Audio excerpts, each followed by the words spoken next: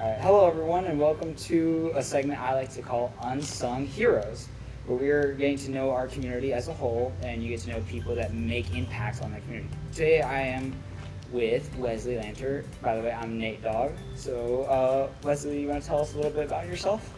Hi, I'm Wesley. I'm a graduating senior at Sequoia High School. Next year, I will be going to Georgia Tech. Let's see.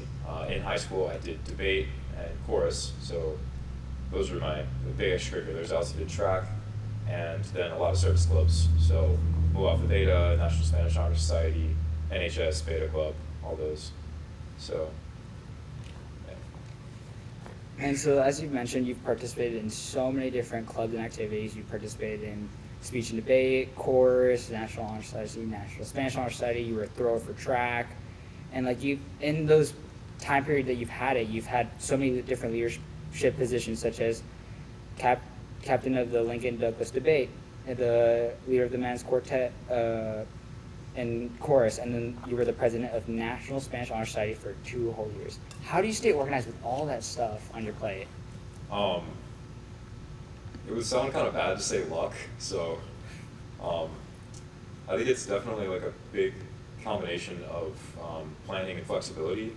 So communication is really key when you're trying to stay organized and stay really involved, because at the end of the day, you can't do everything, and when you try to do a lot, oftentimes you have conflicting schedules, and so you really have to make sure you know what your priorities are and don't get over involved, because if you try to invest yourself in too many things, you just have so many interests, then ultimately you end up not investing in any of them at all, because you find that you don't really allot enough time to any of them to be fully committed.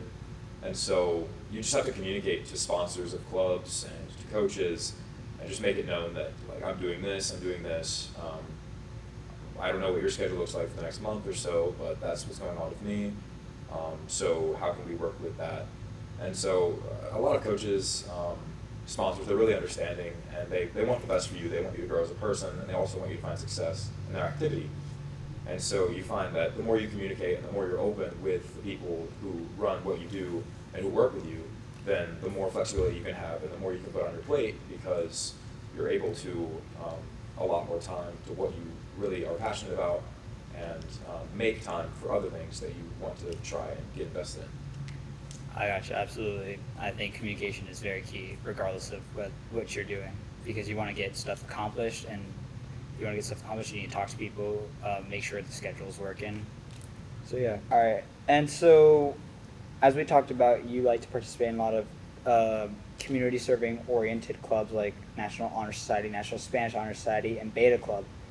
What's your favorite part about serving the community here in Cherokee County, or the community of Georgia as a whole? Definitely the people.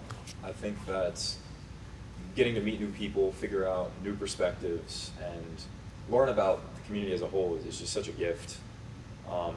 I think that there are so many different people going through different challenges, and whenever you're serving the community, then you're of course trying to lend a hand, you're trying to help people, and so when you do that, then you're sort of put in a position to communicate with the people who need help the most in the community. So whether that be people who need food in food kitchens, whether that be people who go to Must Ministries for clothing drives, things like that, whether it be just people at festivals for like public organizations that need some help because they're understaffed, or like there's not enough investment in them, then you really get to know, one, the people who you're helping, and you get to experience the joy that they experience when people are showing that they care about them and that they want to make their lives better. But you also get to see the passion in the other people who are helping and the other people who are volunteering, and you get to surround yourself with people who also care about the community and who love helping others. And I think it's just a really, really awesome environment, both with the people you're helping and alongside your fellow volunteers. So I think that by far the people would be the best part of service.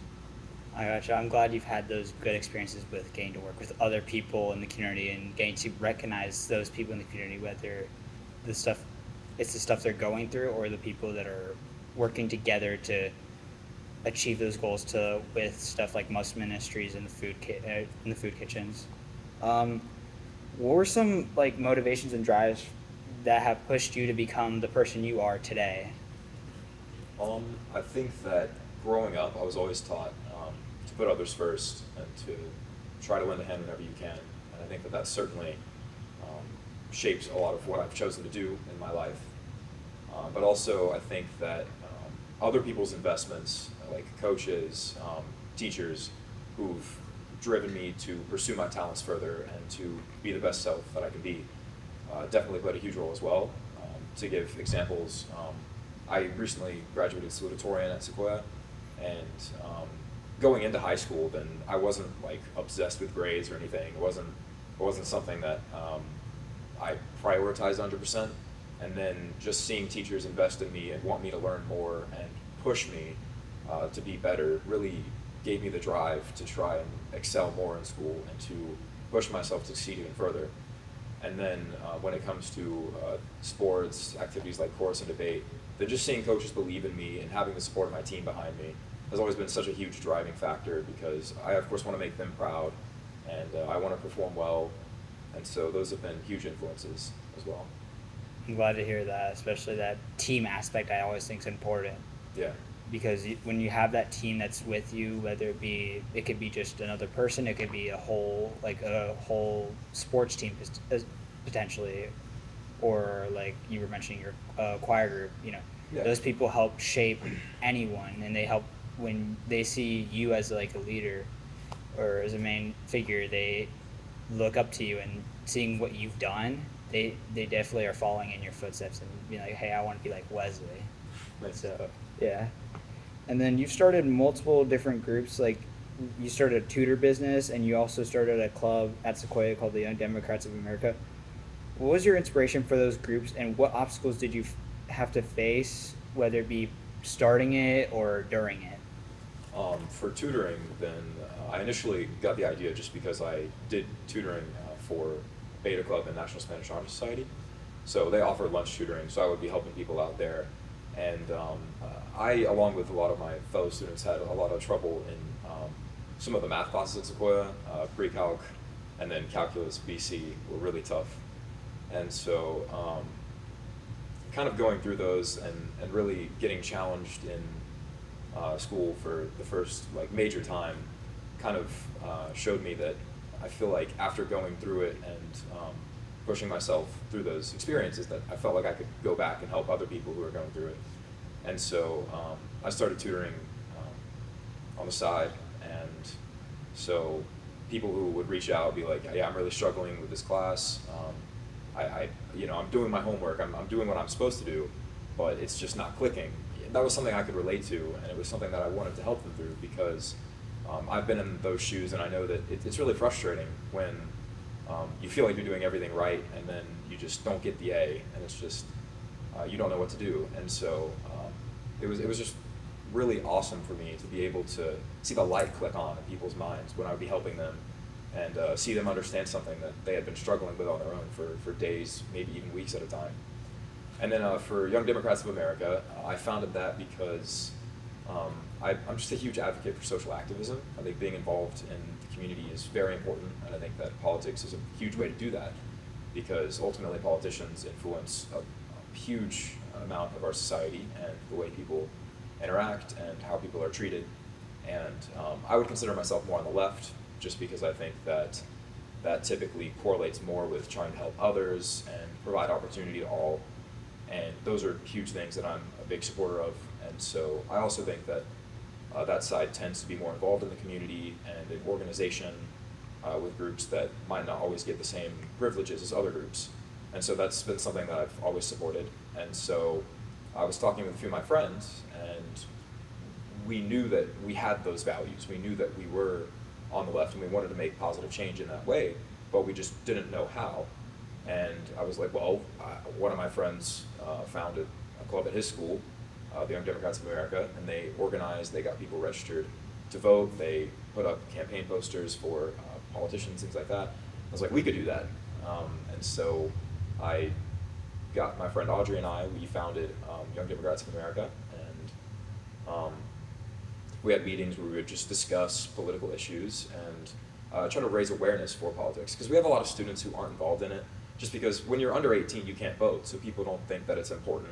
People don't think that they need to stay current and that it's important to know what's going on politically in the country. But it is, because it's very important that you know what's going on in the country, and you're aware of how you can make change, even if not through voting, through encouraging others to vote, and through informing your fellow students and encouraging them to get more involved in that part of our lives.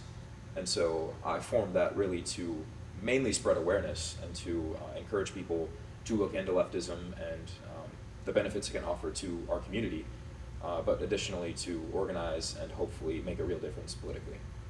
Right, and I think regardless of what the age is, like, people should be getting more invested in politics because of the way, like, I know sometimes that people are afraid, what would happen if my parents or my family or friends knew I was a different side, and I think it's important that as a whole community, we need to recognize that there's that inclusion, that it's okay to have different beliefs than someone. Yeah. And just because you don't have the same beliefs as someone does not mean that you're lesser of a person, or you should be afraid to share those beliefs. Because I feel like on both sides, there's pros and cons either way. And I feel like it's important to recognize that, and that by creating that unity, I think things could be accomplished.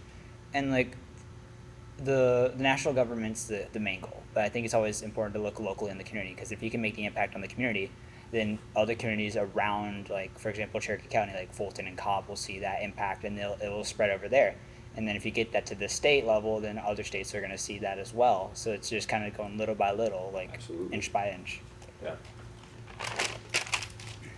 And so, what's your plan for the future? You did mention you're going to Georgia Tech, so what's your plan for the future? Yeah, I plan to major in biology at Georgia Tech and hopefully go to med school after. And so I want to work in hematology oncology, which is the study of blood and cancers, to hopefully be able to come out with novel treatments for those and help people who are suffering through blood disorders and then cancers like leukemia, because I think that hematology and oncology are typically specializations that people are kind of scared to go into, just because it's kind of a depressing career, because so many of the people you deal with have untreatable diseases and diseases that are often terminal, where people die pretty frequently.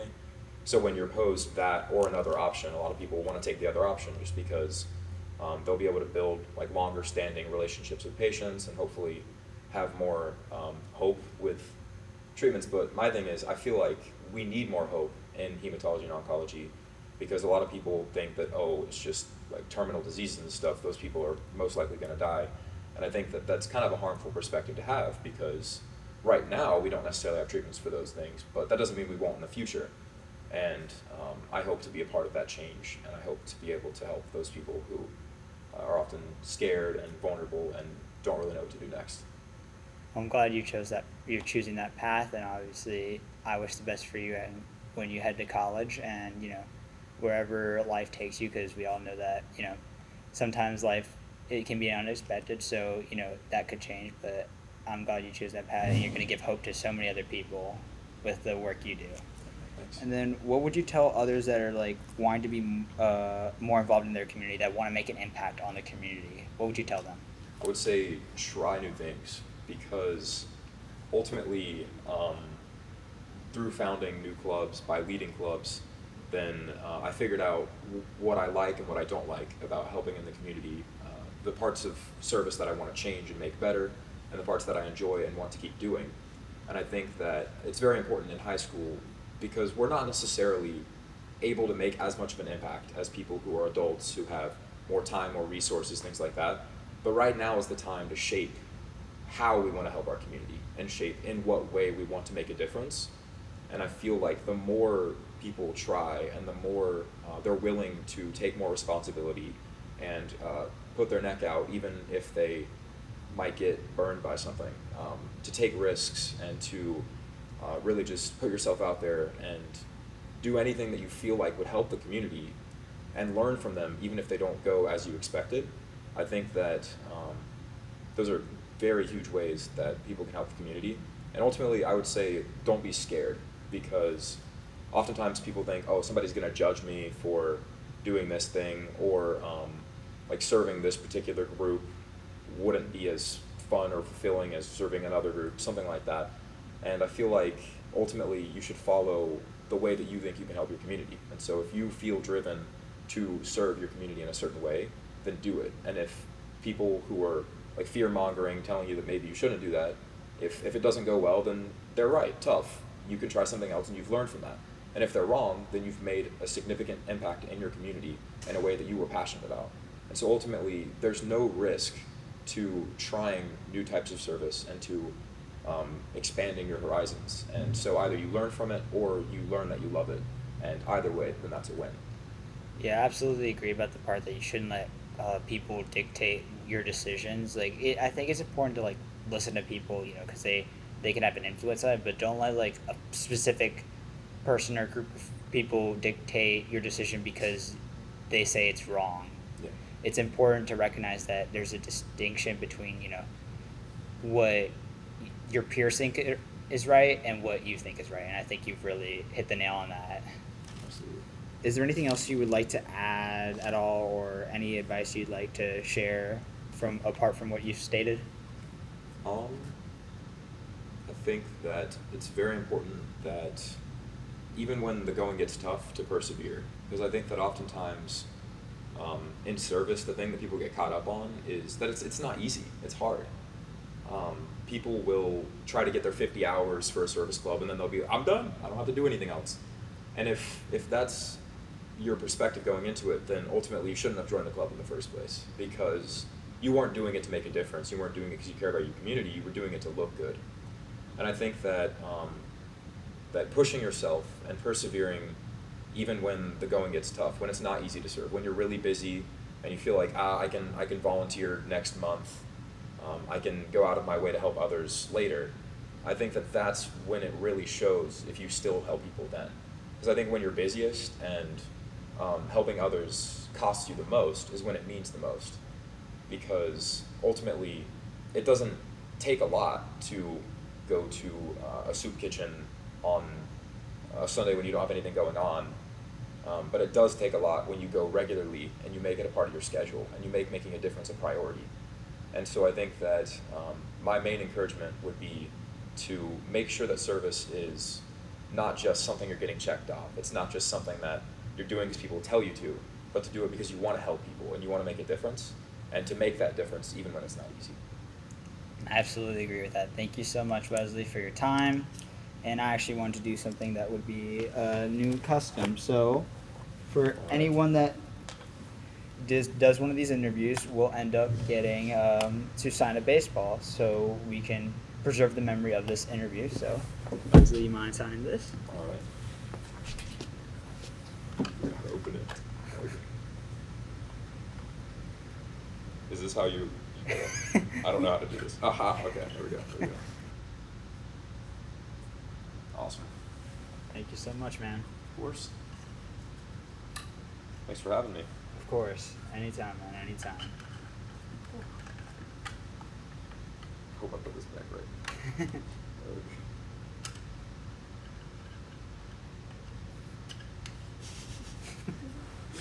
I'll send this back. There you go. Just what I wanted for Christmas. All right. Awesome. Thank you so much. Yeah. How was that?